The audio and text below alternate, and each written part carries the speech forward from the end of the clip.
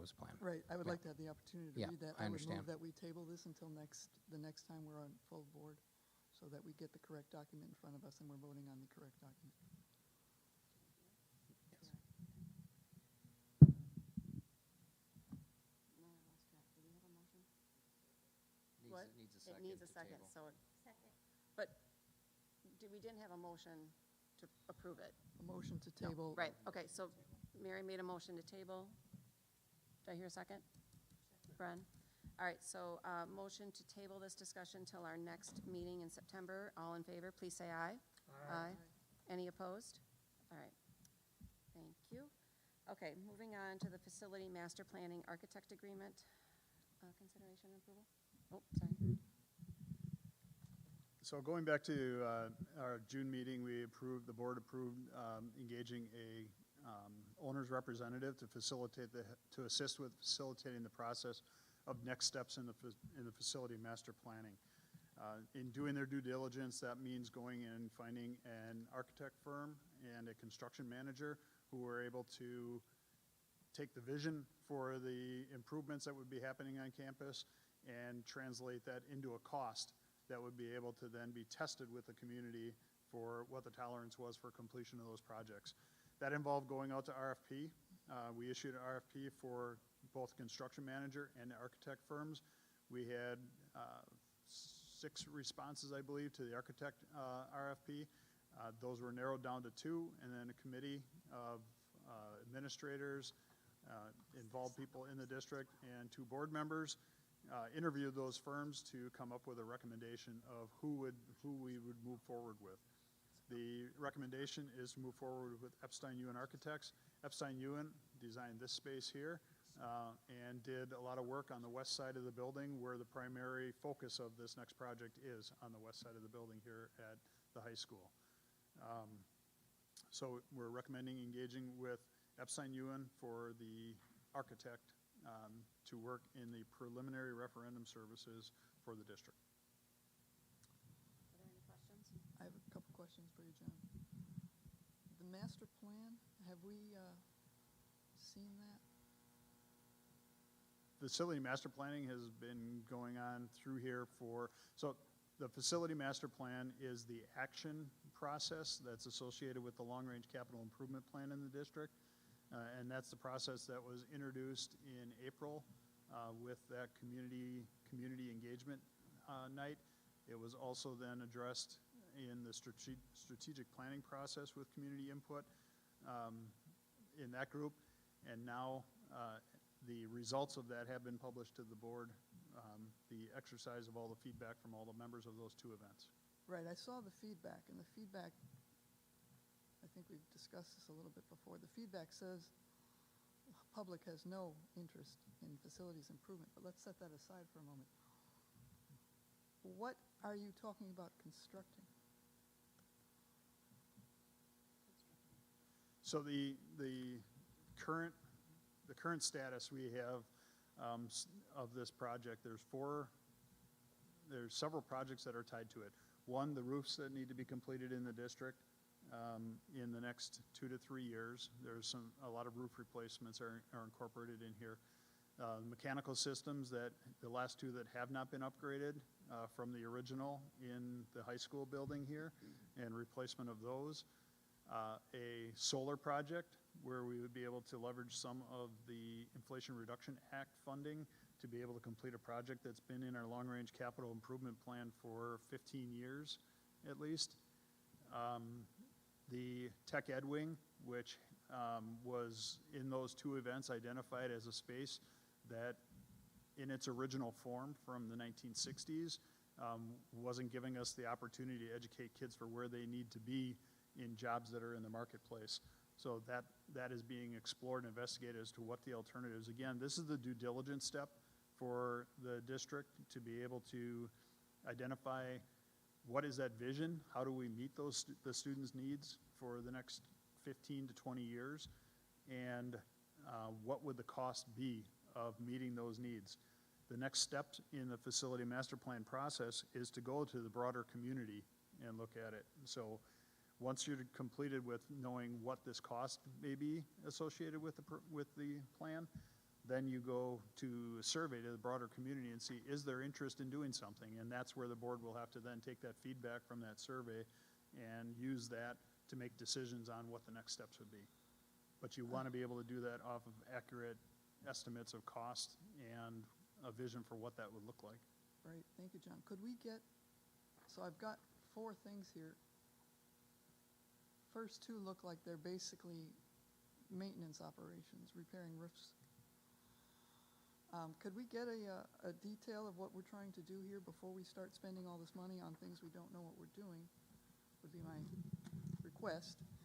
And then there's a lot of discussion in the brochures or the attachments that we got that talk about pre-referendum due diligence.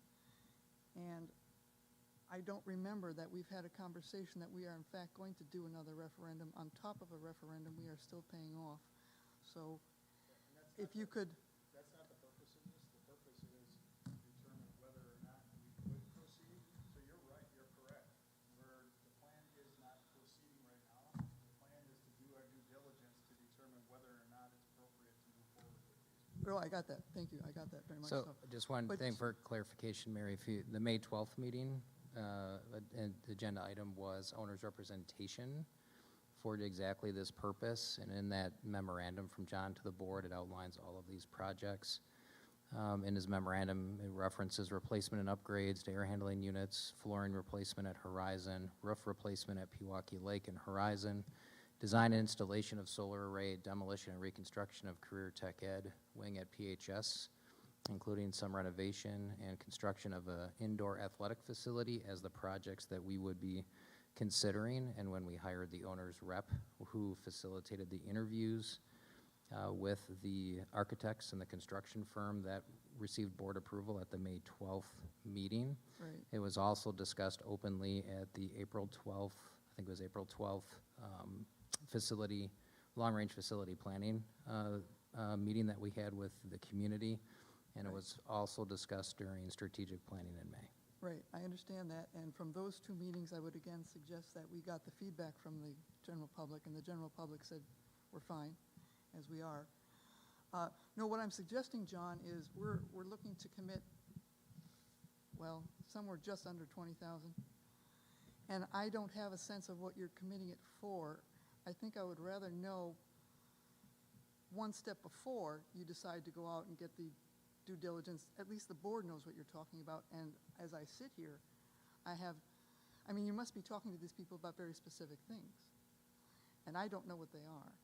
So any guidance you could give me would be wonderful, and I'll go back and take a look. Where'd you say that was, Mike? It was the May 12th meeting.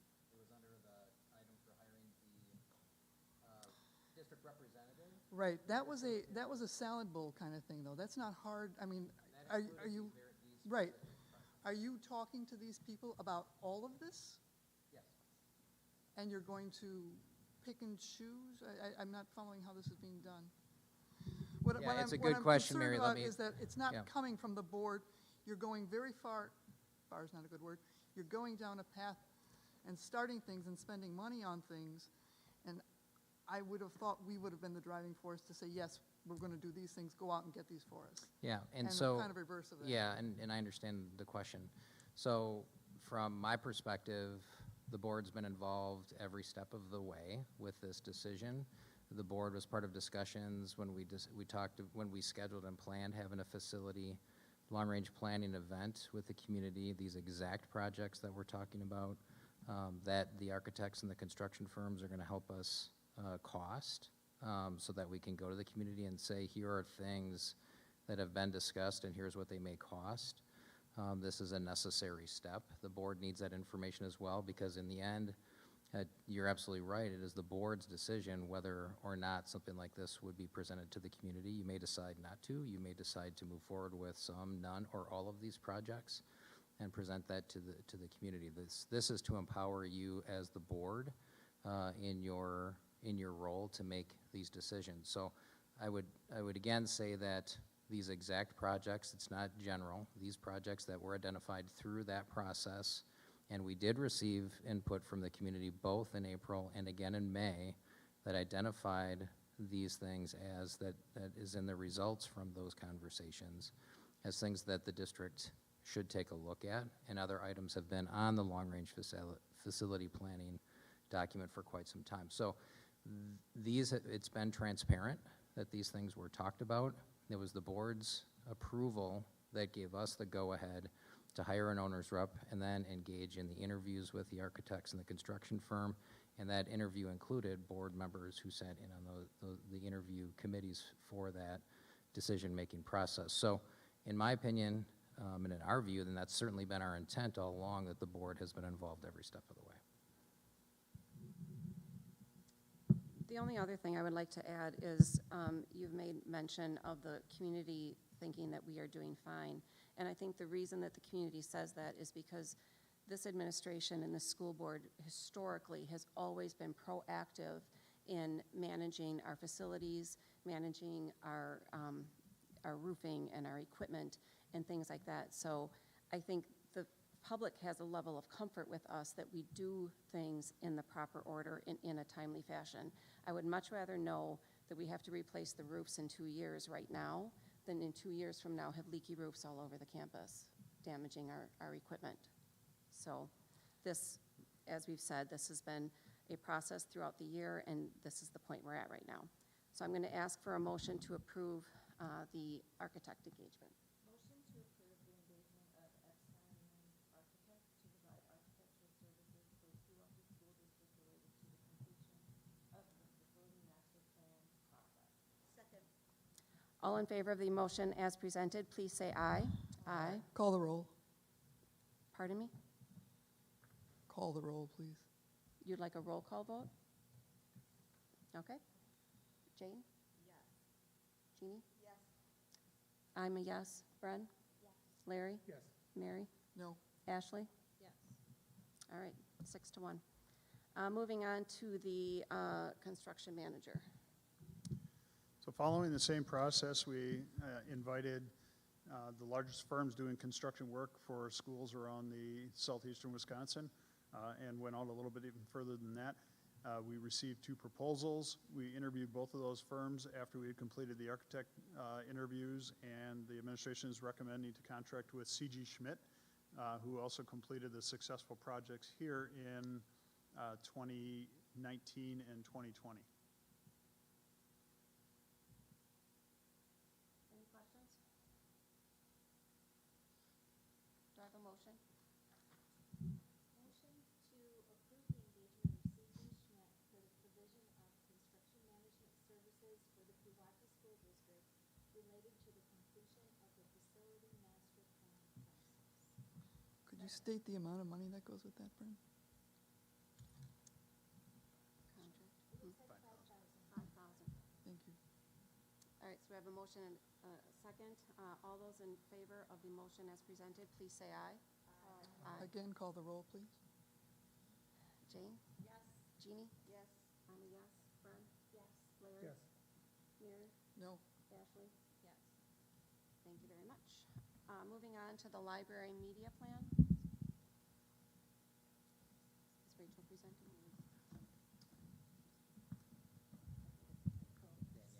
Oh, she needs a mic. All right. Oh, it's not wired. I'm sorry.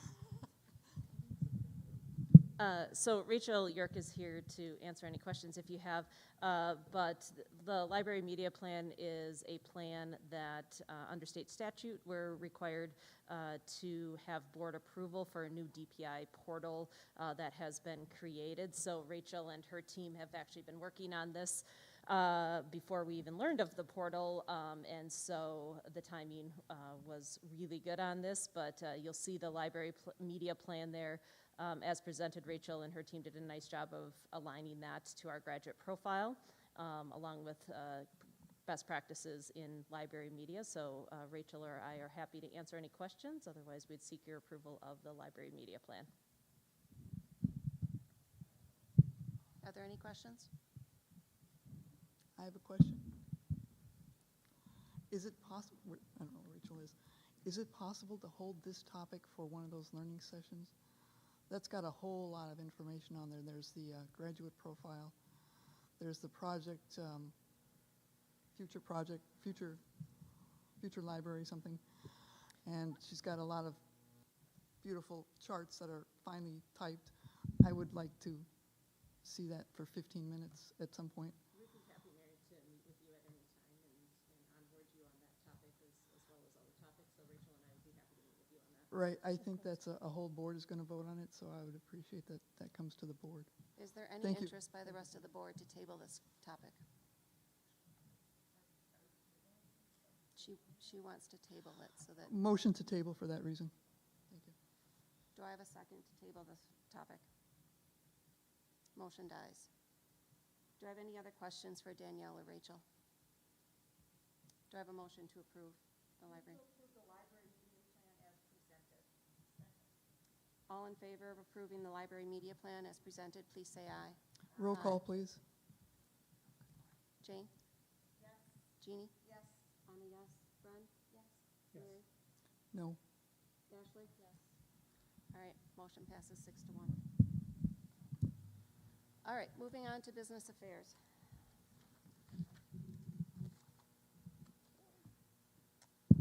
Business Affairs met tonight. It's the beginning of our fiscal year.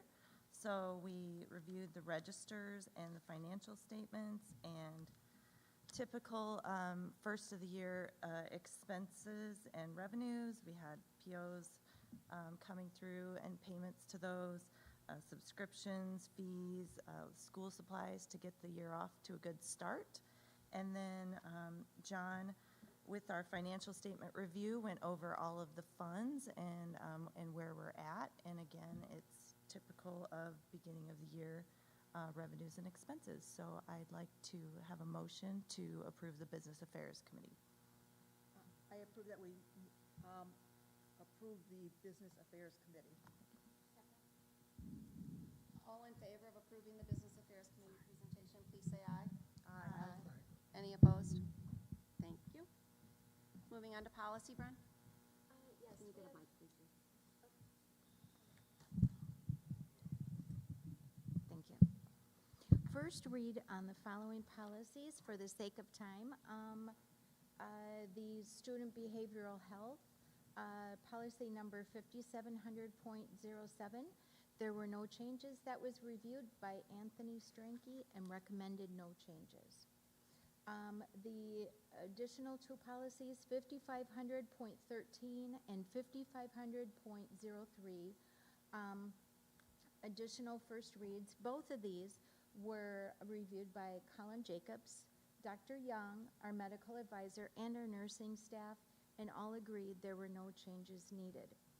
On policy number 7100.05, Board of Education meetings, there was a minor change made there. We added in the wording in accordance with open meetings laws.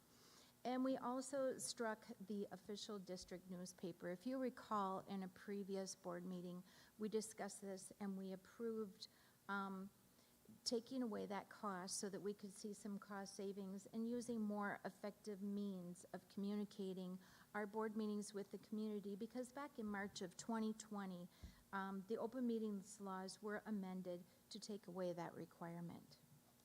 And finally, policy number 6900.02 was in regards to student publications. For reasons being that this was a policy that was really outdated and there was a lack of school edit abilities, we sought the review and the expertise of WASB, and our attorney there, Bob Butler, drafted a policy for us, which we used in drafting this new policy that you'll see before you, titled Final. And that is the final proof copy. And that is first read on those policies. If anyone has any questions, please reach out to me. Otherwise, these will be up for final at our next board meeting. Thank you. I had that question before. Oh, policies come up for review on a revolving calendar. And so Mike and I will meet regularly, and as those policies come up for review on the calendar, we bring them forward to the policy committee to see if there are any potential changes that need to be made. And to your question, add to your question, Mary, or an answer to Bren's answer. brought to the committee. There could be circumstances, we could have something take place, something happen. It could be a change in statute, could be change in a court ruling, could be something new that happened, technologies emerge. There's artificial intelligence now. Does that require some policy modification? So things can happen that bring a policy forward. Otherwise, it is by established board policy that we review at least every 5 years. Currently, we're ahead, and we have nothing that's been less than 4 years since it's been reviewed, so we do it regularly as a cycle, as Bren described, but it can come forward for a variety of other reasons. Do they come in groups of five? There's no magic number. Okay. Yeah. The committee ended saying that there were no recommendations for the next meeting. What does that mean? No recommendations for changes. Experts in regards to each of these policies, say the medical ones, were reviewed by Colin, our medical director, and our nursing staff, and they advised that no changes were needed to those policies. I think I'm referring to the very bottom line where it says for the next agenda. You had nothing, you're not going to put anything in the agenda. For the next meeting, these same policies that we're doing the first read on, I'll bring them forward for final approval. In your committee meeting? Here, in the board meeting. So what happens, Mary, as our process is the committee reviews any policies that are up for review. The committee reviews. The committee can do a number of things. They can direct the administration to do some additional work to get some additional information. If the committee is satisfied with the decisions made in the draft, if there's changes, like one of these policies, the student publications, for example, had changes. When the committee is satisfied, then they move it. Then they move it to first read, so that the entire board has an opportunity to review those at a full board meeting. And so, for example, at this meeting, if you saw a policy and you had a question or concern, you could raise it now. It could go back to committee. This board could decide that. But it gives you an opportunity to have seen these, and then another 2 weeks before you are in a position to act on those. So so that's why it's called first read, and then the next one is where you have where you will act to approve or not. So in between, you get the draft. You get the draft now. If you have any questions, then you can reach out to any of us. Yep. Okay, moving on to our personnel issues. We have one resignation to act upon. Emily Christowiak. Yeah, this is an interesting one. Emily was briefly hired, and then due to some health reasons that occurred, she needed to resign from that .5 special ed position. So I would seek your approval of Emily's Christowiak. Since you had previously acted to approve it, we do need you to act to accept her resignation. Do I have a motion? Second. All in favor of approving the resignation of Emily Christowiak, please say aye. Aye. Any opposed? Thank you. We have a few employments. Yes, we have 2 employments in front of you today. I would seek your approval for hiring Sarah Wursel. Welcome back to Sarah, who previously worked for us, English teacher at Pewaukee High School, who would replace Mike Calise, and Jacob Elston, half-time social studies teacher at PHS. So I would seek your approval. Move to approve the hire of Sarah Worsel and Jacob Elston for the 23-24 school year. Second. All in favor of approving Sarah Wursel and Jacob Elston, please say aye. Aye. Any opposed? All right. And finally, leave. Yeah, we had a request from a PLE teacher, Jill Reich, for a 1-year leave of absence, which we support. And we already have a very strong substitute who's worked with us in the past in place to take over Jill's classroom for this year. I would take any questions that you have. Otherwise, I would seek your approval of the 1-year leave for Jill Reich. Move to approve the leave for Jill Wright. Second. Third. All in favor of approving the leave request by Jill Reich, please say aye. Aye. Any opposed? All right, thank you. Moving on to board goals and operations. Thank you to those that could come this morning to our new faculty breakfast. That was very nice. We are back on Tuesday morning for the welcome back breakfast at 7:30 with the program to follow. We will have a meeting at 7:15, correct? Do we know? For Hires? For, Next Tuesday? for the 29th, I believe so. I think so, yeah, okay. believe So let's please plan on being there at 7:15, and do we know where we'll be? Sometimes we come in A lot of here. times, we're literally standing in the Okay, so lobby right now. let's come to the auditorium, please, at 7:15. And then, starting in September, our first regular board meeting at 7 PM with Business Affairs meeting at 6, and then our next board meeting in September is on the 25th. Are there any questions about our upcoming events?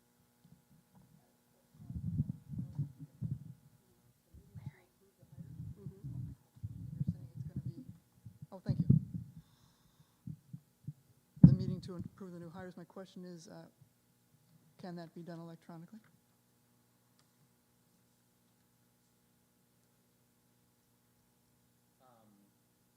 It would be possible. It would be possible to do it electronically.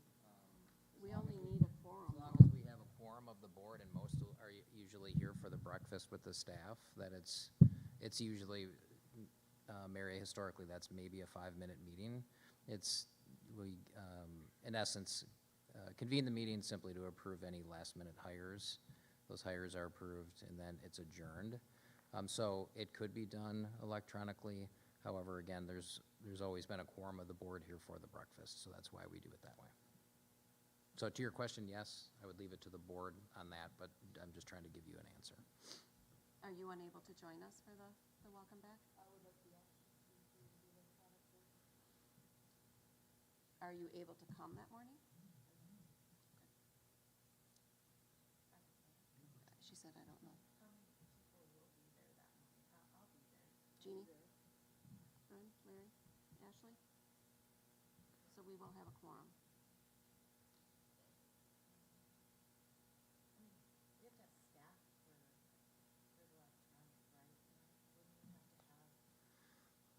We could create some kind of a Zoom, we could create a Zoom meeting or something as an option. I'd have to double check the virtual meeting policy. I don't think there's any prohibition or any issue with doing something like that. Yeah, like a phone call. You could call in too. Yeah. Yeah. Yeah, you could call. Yeah, here you go. Mary, I understand what you're saying, but you need to recognize that every single meeting of the Board of Education of the Pewaukee School District is an open, public meeting. So we need to make sure that everything is there and functioning so that if, again, people want to attend it virtually or if they attend in person, whatever it is, but it's always a public meeting. We can't do this just like regular business. There is no voting via email or anything like that. That is not allowed in terms of voting on anything that's official within the district. We can schedule meetings, yes, but we cannot vote on anything official like hires or anything else that's there. So just to clarify. Sorry. That is helpful, if it's true, and I don't doubt it's true. I've never looked at it. That is helpful, thank you.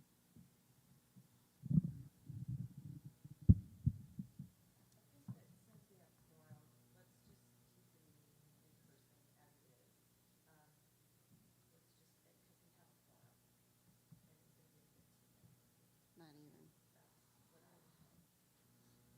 Okay. Moving on to the update from the board goals committee. Larry? I will keep this really, really brief tonight. One, we did meet on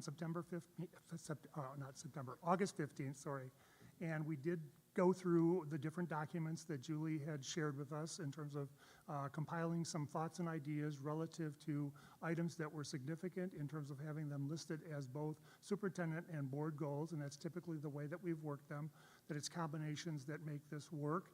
I am in the process of fine-tuning and making sure that I have the wording correct on the goals for both the superintendent and the board, and I believe you have those scheduled for our next coming, not this next Monday meeting, but the next meeting in September, so.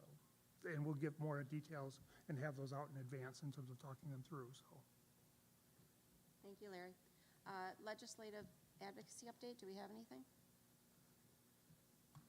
John, anything new? I don't have anything new at this time. Okay, at this time then, I would ask for a motion to adjourn. Second? All in favor of adjourning, please say aye. Aye. Any opposed? Thank you, everybody. We are going to jump right in. We're running a few minutes behind.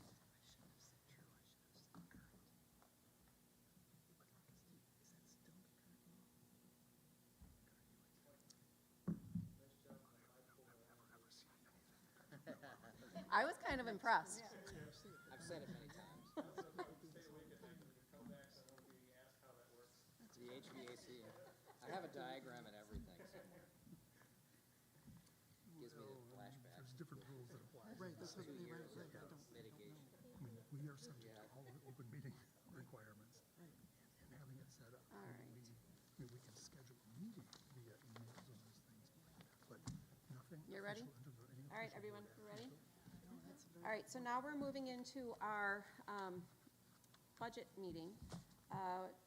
Wisconsin state statutes indicate that we have to have a budget hearing to provide an opportunity for public to express their opinions, leaves the government body to act in their best interest, allowing for the government body to act in the best interest of the public.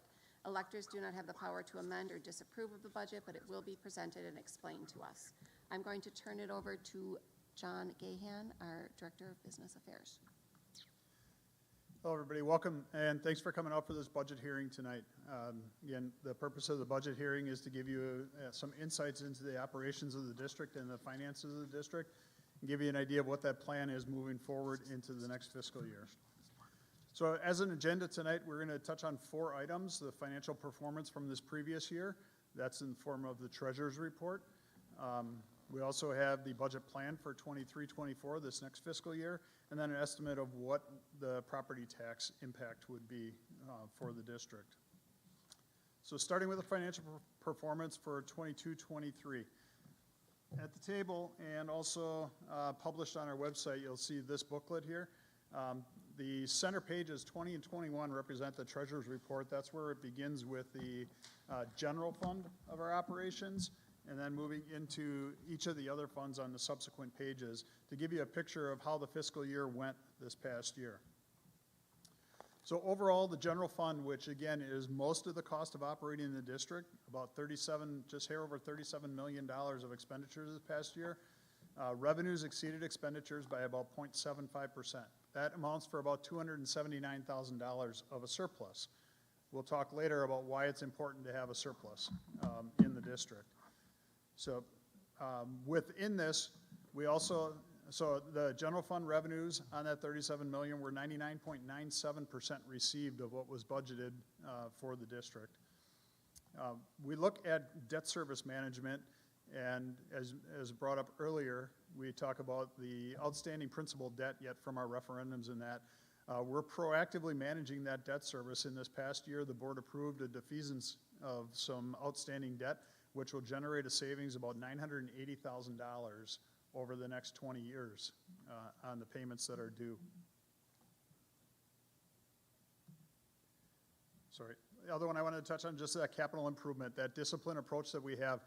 Every item that we can anticipate that we would have on our books for capital improvement for the next 10 years is presented to the board every year in December, and it's updated along with priorities, because things will change on that plan. Some things may age faster than we anticipated, and the replacement cycle cost of those will need to be addressed earlier.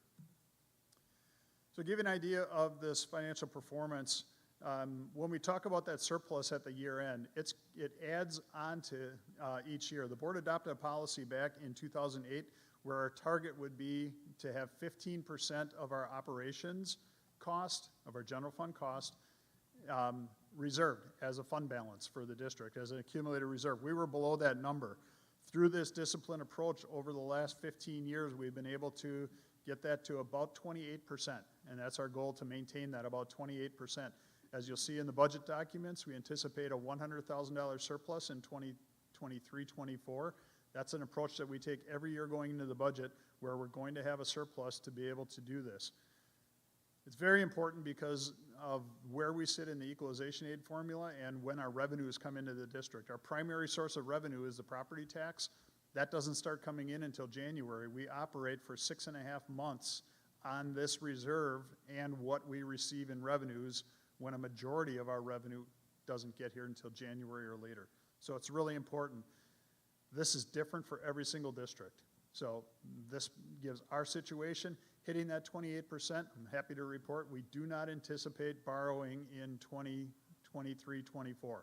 It'd be the first year that we won't have to short-term borrow in the last 35 years at least.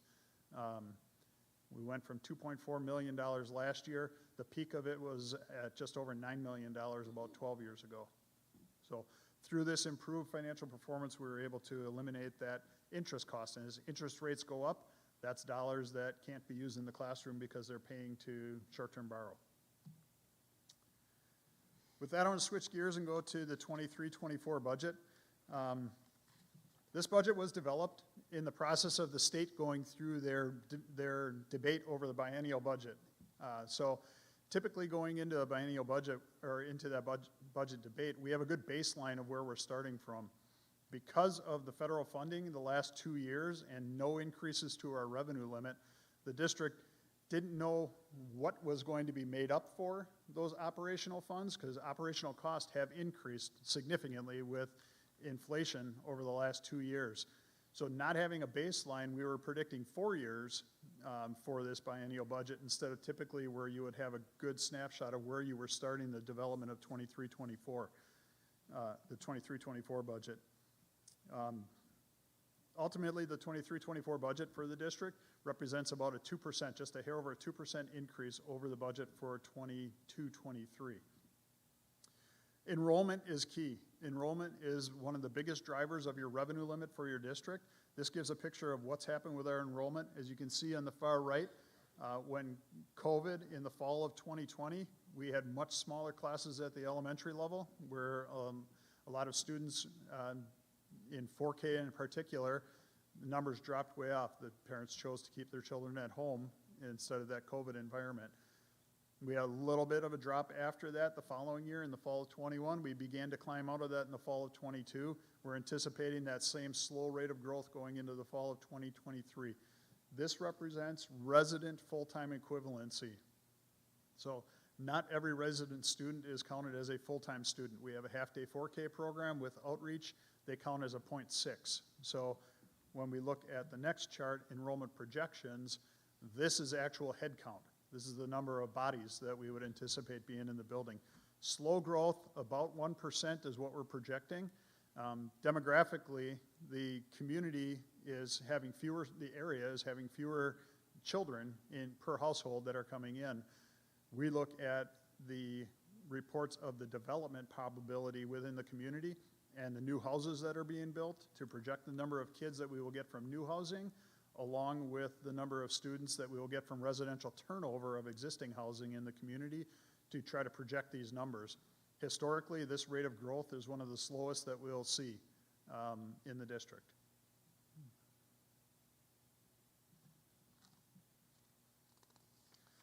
Give you an idea of how we stand. These are the other K-12 districts in Waukesha County and what has happened over the last 16 years with our growth in resident population compared to the other districts around us.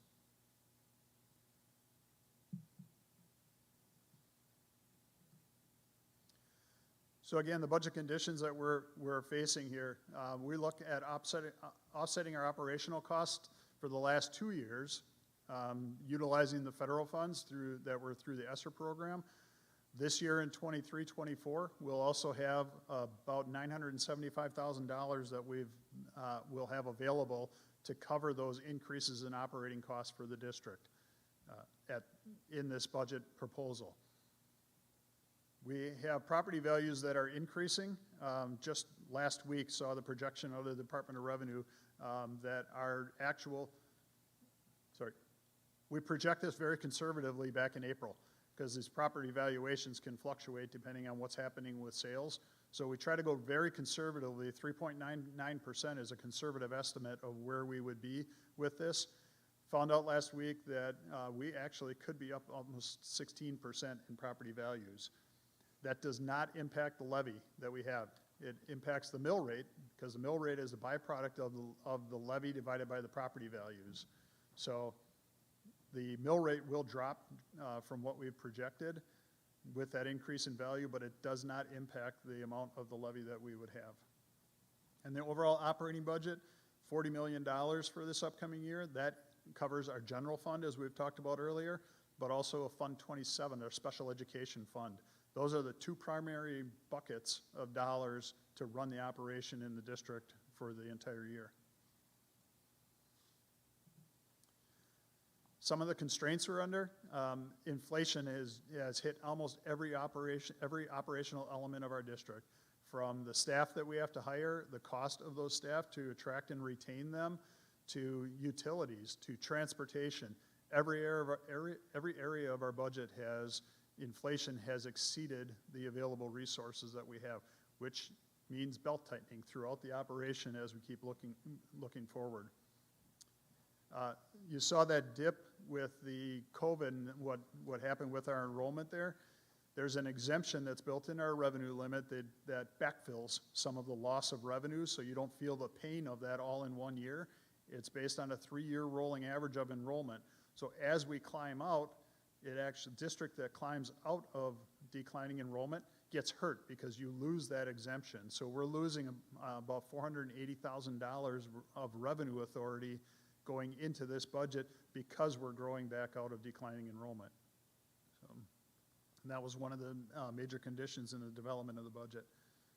And then the biennial budget, it's settled now. We know where it's going to be. The board will adopt the changes that are a result of the biennial budget passing in the October budget. What we do as a cycle, we'll present the preliminary budget to the board in April. It's adopted in May. We operate under that preliminary budget, even though we find out we hire different people than we projected the numbers to be, all the way up until October, so that we're not working with multiple different budgets. We've got the preliminary operating budget that carries us all the way until October, when the original budget is adopted. Where does the money go? How is it allocated? This gives you a good picture of where we're at. We talk about school districts being a people business. 79, nearly 80% of our budget is in people, in personnel and benefits. The purchase services that you see up there, which makes up about 16.5%, is also people. That is transportation. That is contract services that we use where we find a third party or a vendor that can do something more efficiently than we can, or less costly than we can. So we outsource that service. That falls into that green slice. So as you can see, 95% plus of our budget is tied up into people. That's also where the utilities come in, that green one, which is growing at a very fast rate. We reduced our consumption last year by 9.2% on gas and heat, and increased our cost by 13% for those utilities. So it was an effective year of managing it, or that cost would have really gone up significantly more. A lot of actions are taken to balance. One of the biggest actions we took this past year as a district was to self-fund our health plan and to move away from being a fully insured entity and a member of a cooperative purchasing health insurance. That was a significant move to generate pretty significant savings for the district, projected to be upwards of over $400,000 by making that move as part of balancing the budget for the year. Also using open enrollment as a strategy to optimize our costs. So open enrollment seats are open where we feel we have the capacity at a specific grade level to balance class sizes throughout that grade. So we may have 9 classrooms of second grade where there's 23 in 7 of them and 22 in the other ones. We might have an opportunity to pick up 2 additional students and hit that target class size that we're using, just as an example. Talking about staffing, the staffing plan for this upcoming year, teachers, we're looking at about 2.25 FTE. Almost all of that is part-time positions that we're bringing in to fill out needs. Again, we have a very student-centric budgeting process. It all starts with the course selections that the students have. We want to meet the needs of the students in the community. We staff to meeting those needs, And sometimes it exceeds the staffing that we have, and we'll have to bring in part-time staff members for 2, 3, 4 classes to pick those up. The rest of the staffing model saw slight reductions in every area in order to balance for the year. And finally, a touch base on the tax levy. So in the general fund, the tax levy is slightly over $20 million. Debt service, about 7.4. Our capital improvement fund, so this fund gives us benefits, and you'll be asked during the regular annual meeting for an approval of this levy specifically. By statute, we need a specific approval. It has benefits for the district of when we utilize those funds and the impact that it has on the amount of aid that we would receive in the subsequent year. So we've had a Fund 41 Capital Improvement Fund in place since 2008, I believe. So right now, any expense that we use, the impact of that is divided by the 15 years that we've been contributing to that fund. It's beneficial that way. And finally, the Community Service Fund.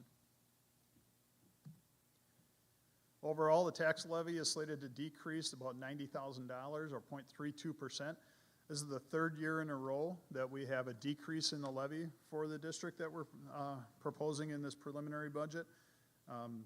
The final levy is determined in October. So there's 3 critical pieces of data that are outstanding right now. We have the third Friday count in September. It's a statewide count date. That sets our revenue limit for the year. We have the fall certification of values in the community. That that informs the allocation of the levy against all the municipalities, the apportionment of the levy. And finally, the certification of our equalization aid. That number has become more and more important for us as the years have gone on. At one point in 2006-07, in that time frame, Pewaukee School District, because of the high property value and the high shared cost. So as we had to build for all the properties and all the students that were coming and add buildings, it added to their shared cost with that debt service cost. As that was happening, we dropped aid and dropped in the aid formula. We ranked 417th out of 424 districts in the state for the amount of aid that we receive per pupil. We have now climbed into about the 67th percentile. So we're in the bottom third in the state for the amount of aid that we receive. But that's been a dramatic difference. That number is certified to us on October 15th.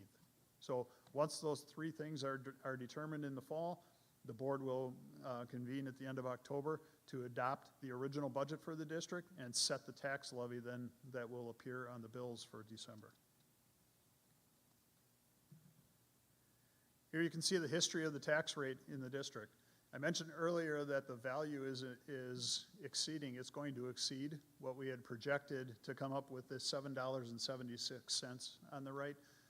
But $7.76 is the lowest tax rate that we've had for the district in the last 25 years.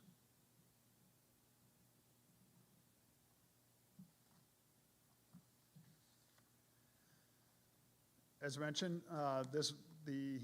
at the annual meeting, you will be asked to vote on a levy. There's several items. There's 4 or 5 items on there that you'll be asked to vote on.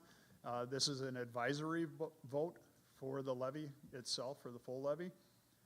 The board adopts this after this information is finalized and certified in the fall of the year. Are there any questions?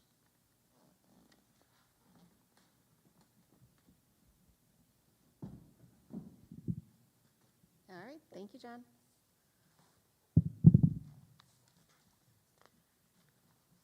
You got us pretty close to back on track. Nice job. Okay, so moving on to our annual meeting. I will start by calling it to order and doing a roll call. Jane? Here. Jeannie? Here. Bren? Here. Larry? Here. Mary? Here. Ashley? And I am here. All right, I'm going to, oh, are you our attorney? Hi. We have a new attorney. I'm going to introduce the Board of Education and the administrators that are up here, along with our attorney, Brian Waterman. Thank you for coming, Brian. Okay, so on my right, I have Jane Fleming, treasurer, Jeannie Wattoon, John Gahan, CFO, Assistant Superintendent, Director of Business Affairs. How many titles can I give you? And then I am Stacy Newcomer, the president. We have Dr. Mike Cady to my left, the superintendent. We have Bren Sawal, our vice president. We have Larry Dukes, our clerk.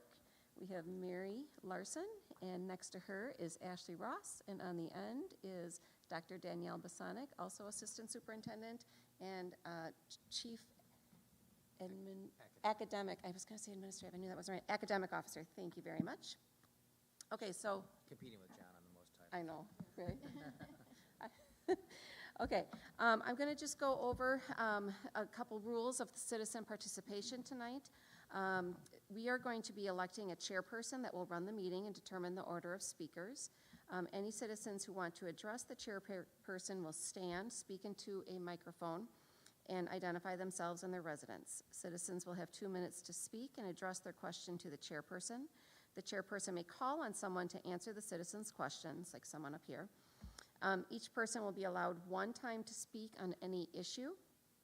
And then we're going to do voting, and we will, I'd like to ask if we could do voting by raise of hands versus being written on each ballot. So if I can do that now and ask for a vote. Is that okay? Yeah. All in favor of doing hand votes rather than written, please raise your hand. Thank you for helping us out and making this run a little smoother. Okay, and then when we do motions, any questions will be taken after a motion is made, if there's any citizens that have a question. Okay, so first order of business, I need to appoint an approver of the annual meeting minutes. I'm hoping that Brian Sniff will do that for us this year.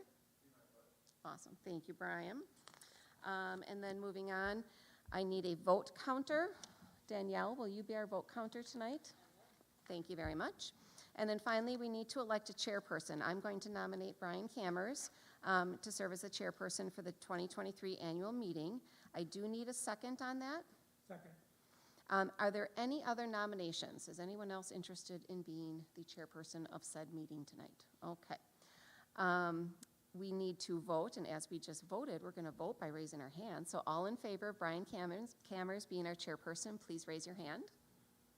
Thank you very much. And I think I turn it over to you now.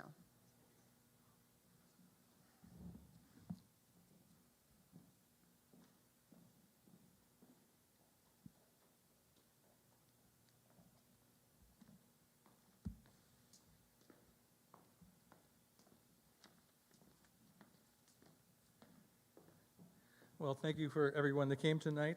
I'm glad we had enough chairs for everybody. Brian, I think we've got a table up here for you, so if you want to come up here and be some eye candy, that'd be great. Oops, so, the first order of business is to review the minutes of the August 22nd meeting last year. And Brian Sniff, who's in the audience tonight, had approved them on the 31st day of August 2022. But now we need to have a motion to approve these minutes and accept them into this meeting. So I look for a motion. I move to approve the minutes from the August 22nd, 2022 annual meeting as presented. Second. Thank you. Any questions? All right. Show of hands if you accept those meeting minutes. All opposed? I would say that carries. All right. Now I'd like to introduce the Superintendent, Dr. Mike Cady, to give a brief report on the state of the school district and the Pewaukee School District Strategic Plan. Thank you, Brian. Again, and as Brian said, thank you everybody for being here tonight. It's always great to present to a packed house. So, but I very much do appreciate everybody that took the time to be here this evening. So I'm going to just offer a few comments in terms of, you know, the state of the district. And it always, and everything begins with our mission and our purpose, our values and our competencies, which are generated from the long-standing strategic planning process embraced by the district. So we talk about one campus, one mission. We often discuss our strategic advantage of being a single campus district. It's something that we hear from our community again and again, how much they value having the entire system all on one campus, except for when they are dropping kids off in the morning and there's a little traffic. So, but through this unique all-campus setting, the Pewaukee Public Schools will open the door to each child's future. That mission, that tagline drives so much of the decision-making that goes on here. When we think about each child's future, we think about individuals. What does every child need so that they can achieve their full potential? We had new staff that came into the district today, and we stressed how important this was, that in that classroom that they see every child as an individual and strive to meet their individual needs. I'd like to just spend a few minutes talking about something that is really a core practice in the Pewaukee School District, and that is a commitment, a long-standing commitment to continuous improvement. And that is really anchored by our strategic planning process. This graphic up here really shows the steps in our larger annual process that drive our ongoing efforts to always get better. Sometimes we refer to it as getting better at getting better. So we have these different steps that, again, are driven by that strategic plan initiation. I'll talk a little bit about that strategic plan. We are in the third year of a 3-year plan, and as we get deeper into the spring, we'll be endeavoring to establish a new 3-year plan for the system. So I'll talk about that in a little bit more of specifics here. So our strategic plan really has 2 major areas of focus, one being teaching and learning, no surprise there, and the other being operations. So we have 6 different areas in which we establish goals in under the topics of teaching and learning and operations. As a component of our process, we engage the community every single year. In the first year when this was developed back in 2021, there were more than 700 community members, stakeholders that contributed to the development of that plan. And just this May, the most recent time we've brought the community in to give us feedback, we had nearly 100 stakeholders who came here, gave generously of their time to give us feedback on the progress and provide some input on direction of the district. So again, this is year 3 of that 3-year plan, and we're excited to bring that plan in for a landing and to create a vision for the next 3 years as we continue to strive to improve. So goals are established in these 6 core areas: teaching and learning as a department, student services, which includes services like special education, counseling, those kinds of things, technology, workforce development, communications and community engagement, and facilities and operations. So under the umbrella of teaching and learning, the goals relate back to a larger overarching goal about making sure all students are future ready. And then on the operations side, we talk about sustainability, whether that be fiscally sustainable, whether it be things like John talked about with energy management and those kinds of things, or it may be about sustaining past improvements that have been made to the district in terms of our programs. So you can see a number of those pieces here. This includes things like the graduate profile, in which we've identified the kinds of characteristics we hope to generate and develop in our students that is much broader than simple grades in discrete subject areas, but thinking more comprehensively in terms of what is it that a graduate needs to be successful in today's day and age in this very dynamic world. Student services, we talk about special education focused specifically in the area of literacy. We've had major initiatives around mental health, as we've seen that to be an ongoing challenge. Technology, I would point out, and we approved the library plan tonight, so one of the strategic plan initiatives has been future-ready libraries, and so that plan approval that happened tonight was a component of that. But we're also very adaptive. We don't wait for a 3-year plan to be over to make adjustments. In this case, as we've seen technologies evolve rapidly, such as the major shifts in artificial intelligence that we've seen come out in the past year, we are adding an emerging technology strand and planned to our technology strand of the strategic plan. Workforce development, we've had plans and goals related to the diversity of our staff. John talked tonight a little bit about moving to self-funding insurance that relates to comprehensive compensation and benefits.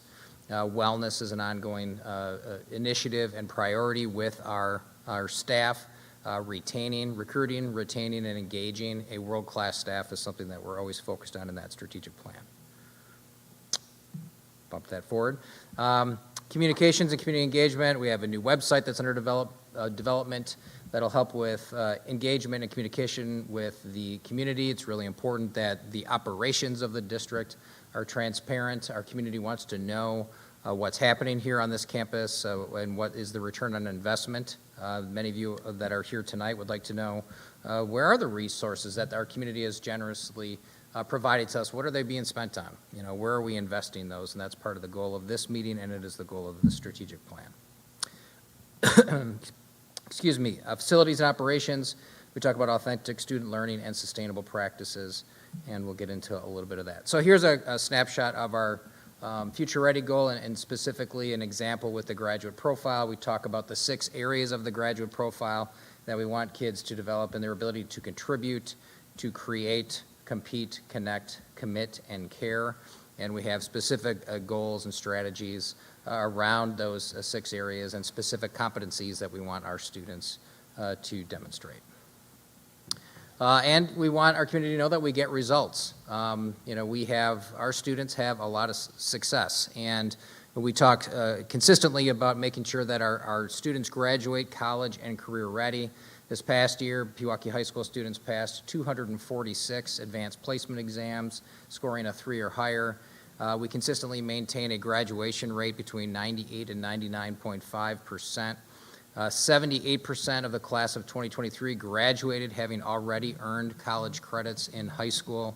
We have a ongoing goal, strategic goal, that every student graduate with college credit or industry certification, preferably both. 31% of our class of 2023 also earned industry certifications as a component of their experience here. On the sustainability side, you know, we're building for a successful and sustainable future in the district. This was a quick graph that I wanted to show. John talked a little bit about this tonight. That top line really shows energy consumption graphically in the district. The red bars indicate square footage in the district. So what you're seeing is an increase in the square footage, and whenever you have more facilities, more square footage, typically you would use more energy. And when we passed the facilities projects back in 2018, one of the goals was to enhance energy efficiency so that we could save enough money to not have to increase the budget to cover increased needs and things like custodial services to maintain the additional square footage that happened. So for example, LED fixtures were installed in the entire district, which substantially reduced our reliance on energy, which allowed us to save considerable resources and funds so that we did not have to increase the budget for those custodial services. It is an ongoing challenge in things that we talk about, because even though when we reduce our consumption, the rates sometimes outpace our ability to reduce consumption because the utility rates go up. So John shared that despite a more than 9% reduction in our consumption, we still had a 13% increase this past year in costs. But that's an ongoing effort, is an example of sustainability efforts in the district. This past spring, we initiated a facility master planning process that engaged the community. Facility master planning is something that we do annually. John talked about a report that comes to the board in December. We like to plan. We don't like to surprise people. We put things well out in advance that we identify as projects, so we know when roofs are coming due to be replaced, or flooring has ended its life cycle, or when air handling units or those kinds of things are something that we need to address. It helps us in our planning, and it helps us be strategic. Everything from thinking about what resources do we have within the budget, and so that it doesn't, you know, come up as a surprise. Stacy talked about leaky roofs. We don't want that to be a driver of a need to install a new roof. We want to be prepared for those things and plan ahead. So as a part of this, as we identified projects that were coming forward, we began by engaging our community, and more of that engagement will continue in this coming year. We anticipate a full survey on potential facility needs going to the community this fall. Potential needs that were identified along with our community in April and in May when we had stakeholders come into our system include roofing and HVAC projects, flooring and tile replacement at Horizon, which is meeting the end of its life cycle, the discussion of the solar panel array installation, which goes to our sustainability goals, The Inflation Reduction Act that was passed this last year provides a real opportunity for systems to look at the potential of installation of things like solar arrays at a much more beneficial kind of rate and reimbursement from federal grants. So there's an opportunity there that came up in this process. Modernization of our career technical education and art spaces. This community has been very generous in supporting the facilities, the ongoing facility development in the Pewaukee school system. One area of the district that has not been really heavily addressed since 1966 when they were constructed are those kind of shop and art spaces in the southwest end of the building. And so that's an area that we want to take a closer look at, and how might we improve those spaces to support things like the trades and art. And then there was discussion of an opportunity for multi-purpose physical education and athletics facility on campus. Again, we talked about the feedback that we consistently get from the community about remaining on one campus. One of the challenges is we are a landlocked system, so having these kinds of facilities allow us to really maximize the amount of space that we have here. So that's something else that we're going to look for more feedback from our community on as the board tries to make decisions in terms of future facility projects for the district. Our workforce is a huge priority. It is no secret that competition for employees in the workforce is probably as intense as it's ever been. The recent report that came out from the Wisconsin Policy Institute indicates that teacher turnover at this point is really the highest on record since they've been tracking this information. We're very proud of the fact that we've had low turnover in this district, and that we are fully staffed with teachers for the start of this year, as many systems cannot say that. One example of the efforts, that indicate the efforts that we make to retain staff and to attract staff, is the fact that for 12 of the last 13 years, our own employees have identified us as a top workplace, including ranking us as the #1 mid-sized district in the region. So here is our amazing staff pictured last year. We talk all the time about how this complex and important work is accomplished together, and how we need to assemble a tremendous amount of talent to have a great impact on the children that are brought to us each and every day. And so I wanted to share a little bit about our committed staff and our commitment to making sure that we recruit, engage, and retain the best staff that we possibly can. Again, other things that are evidentiary in terms of showing that the community gets return on investment in the district. You can look at things like rankings. This is one example. The niche rankings have the Pewaukee School District consistently ranked in the top 10, most recently 8th of 371 districts that they ranked in the state of Wisconsin. And 16 out of 382 that were ranked in terms of best places to teach. Again, another example of the efforts that we make to retain a great staff. Other highlights to share, we're very proud of a number of things we'd like to share with our community, including our growing success with a theme-based experiential 4K program that's been implemented. This program is producing outstanding results in the areas of numeracy and literacy. We are constantly receiving interest from other districts, not just in Wisconsin, but from across the nation, that want to come and see the work that we're doing with our youngest learners. We talk all the time about you only get one chance to make a first impression, and we want those 4-year-olds when they come here to absolutely love going to school, and that program is very unique, and it's having great impact. A renewed English language arts curriculum was implemented this past year. Renewed science curriculum was approved by the board this past spring. We had 190 Pewaukee High School students who had worked with a mentor in a career field of their interest.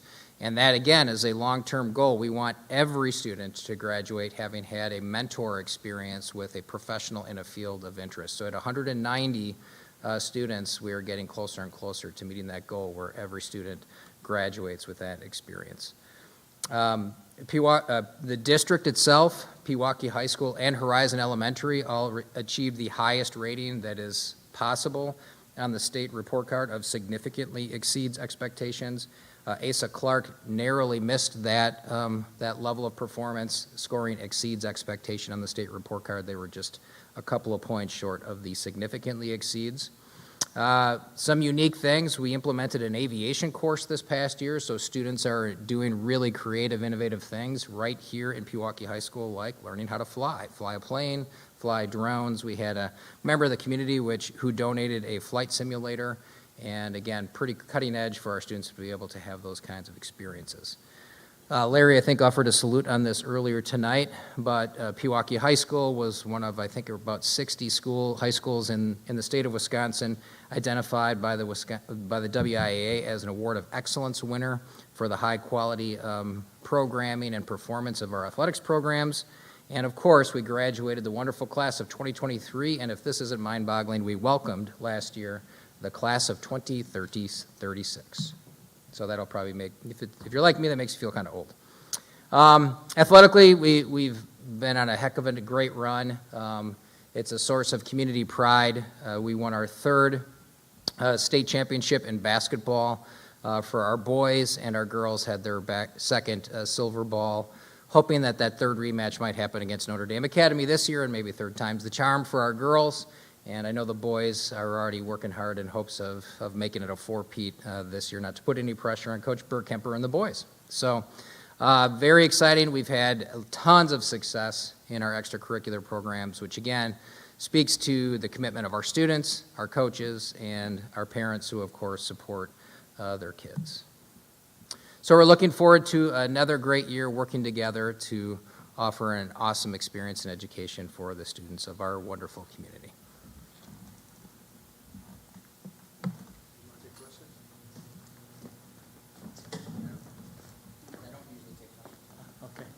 I'd be happy to, if anybody has a question. Thank you, Dr. Katie.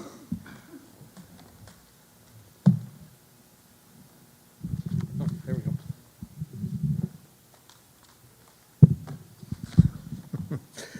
Next on the agenda is the tax levy. I'm going to call on the Assistant Superintendent John Gahan and Pewaukee Board of Education Treasurer Jane Fleming to make any final comments about the tax levy. So again, just a reminder that the tax levy as is proposed here is the gross levy for the district. It is based on the preliminary operating budget of what our projections are for this year. The final levy, this is an advisory vote. The final levy will be acted on by the Board of Education in the October, second board meeting in October. Jane, anything? Okay. All right, then I'm looking for a motion. I move that a tax in the amount of $27,914,000. Oh, sorry. Once from the top, this time with feeling. I move that a tax in the amount of $27,914,185 be levied upon the taxable property of the school district for the 2023-2024 school year. Is there a second? Second. I do not know who got that. Okay. Any questions? All right, then it's time to take a vote. You ready, Danielle? All in favor of the tax levy, raise your hand. Okay. All that disapprove, raise your hand. Thank you. The next, excuse me, the next item is to adopt a resolution establishing a capital expansion fund and levy a tax for it. And once again, I'm going to call upon the Assistant Superintendent John Gahan just to give a little background of this fund, which I think has been around since 2008. Okay. Yeah, as we mentioned in the budget hearing, the levy for this fund is earmarked for capital improvements, for future capital improvements that are going to be undertaken in the district. This is part of the board's planning ahead.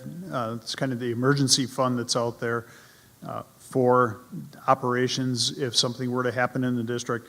The allocation to this fund is advantageous to the district when it comes to the calculation of the equalization aid that we receive for overall operations in the district. This is the 15th year that the annual meeting would have established a levy. This levy is within the previous motion, within the $27,914,000. It's not an additional amount. With that said, I'll look for a motion. I move that a resolution be adopted to establish a capital expansion fund and to levy a tax in the amount of $10,000 for the 2023-2024 fiscal year. Question? Thank you, Jane, for the second. Any questions? I have a question. Please, Mary. John, you said it's part of what we just voted on before? I'm not understanding why we're voting on we're voting $10,000 twice. The statutes require a separate action be taken at the board meeting for this establishment of the capital improvement fund. So it's not the money, it's the account. Right. It's earmarking the funds for the $10,000 for that fund. But you're not separately levying for it because you levied for the 27 already, or the 20, whatever that figure is. It is a separate levy. It is a component of the full levy of 27 million that was previously acted on. Thank you. Other questions? Daniel, ready? All in favor of the motion, raise their hand.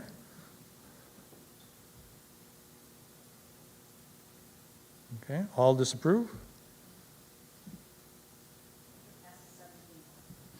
Thank you.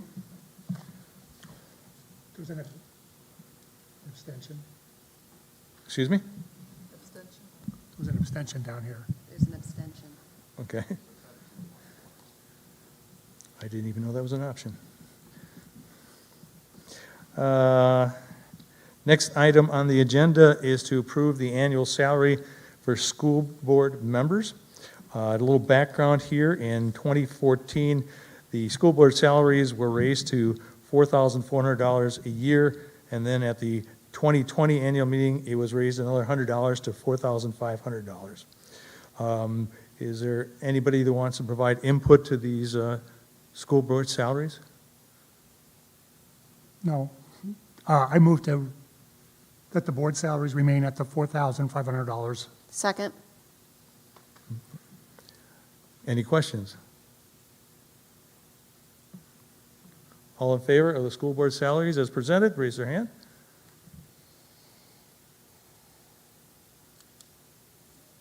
All opposed? Thank you. The next item on our agenda is about transportation. We follow state laws and provide transportation to all students that live 2 miles or further away or in a hazardous area. In the past, we have also elected to spend additional money up and beyond the statutory limit to transport all students through from early childhood through grade 6, and we've been doing this probably more than 30 years. So, John, Mr. Gain, would you like to comment on that? Yeah, the statute requires that you transport every student that lives in excess of 2 miles unless they're in a hazardous area. The district here has longstanding practice of transporting all students because of the amount of traffic being on one campus and having the youngest students in the district walking and crossing in all of the traffic that's coming up here in the morning. The district has transported students through the elementary grade, so this would be through grade 5, early childhood through grade 5. All students, regardless of distance, are transported.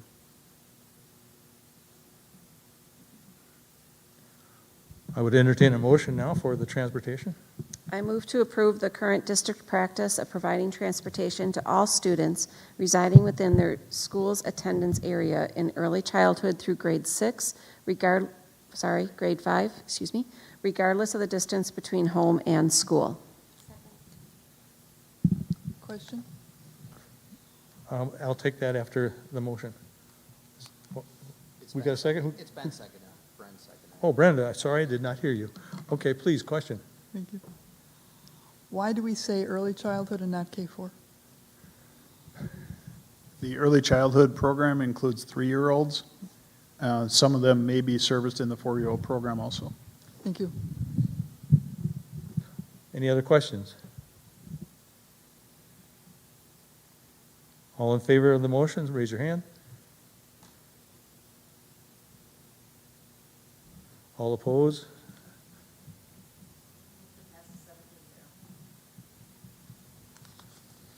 All right, the next item on the agenda is to set the date for the next annual meeting.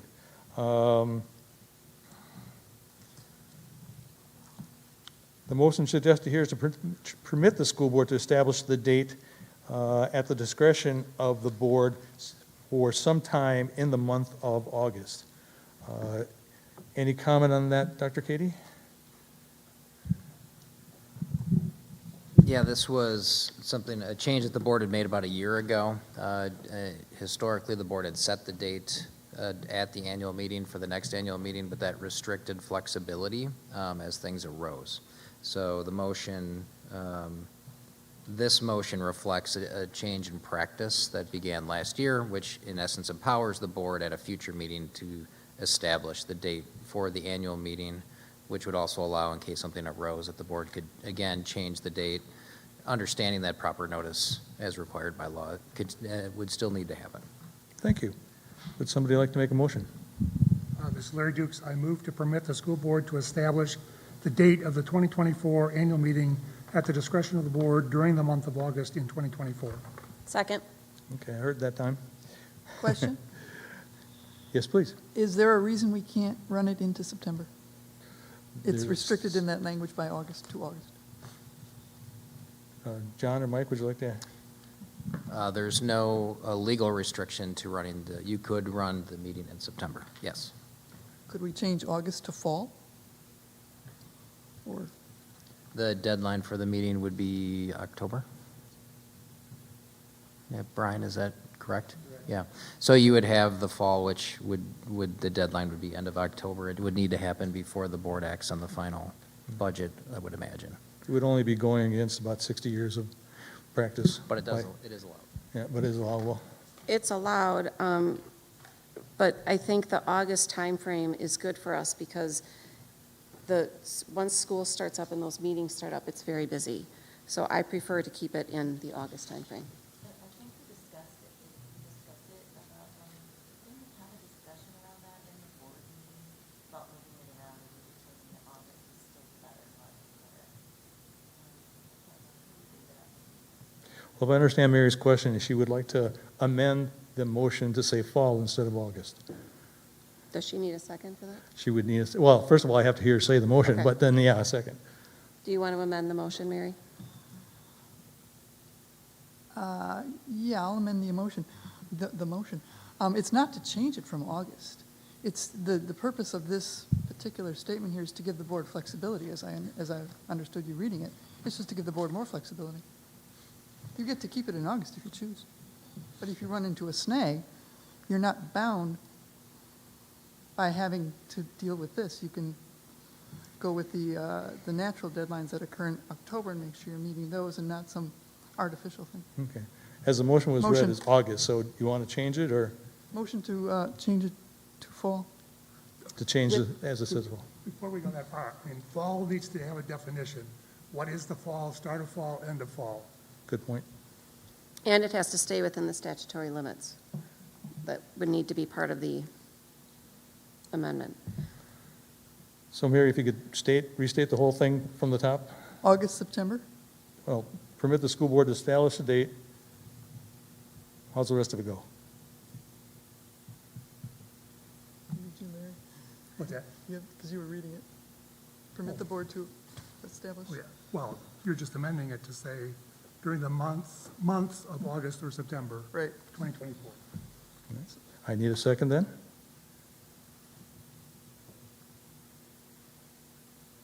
Failing that, the motion fails. Go back to the original motion. And we had a motion and a second. Danielle, you ready to count? Okay, all in favor of the original motion, raise your hand.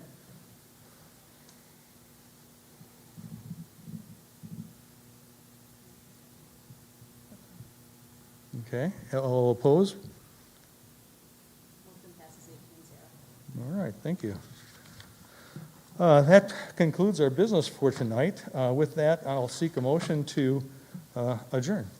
Motion to adjourn the 2023 annual meeting. Second.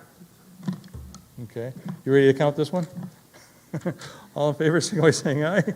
Aye.